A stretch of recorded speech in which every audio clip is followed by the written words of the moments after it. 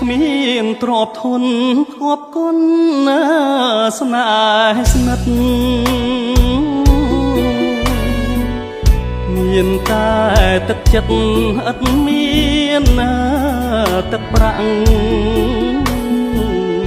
ដំឡៃស្នេហានរណាបនដាក់